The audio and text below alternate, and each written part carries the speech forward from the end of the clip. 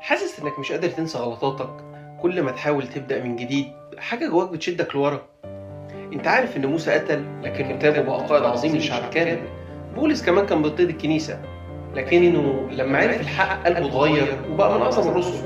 داود النبي اخطأ لكنه تاب بصدق وما فضلش يعيش في جلد ذات. مفيش غلطة كبيرة على نعمة ربنا ولا خطية اقوى من رحمته.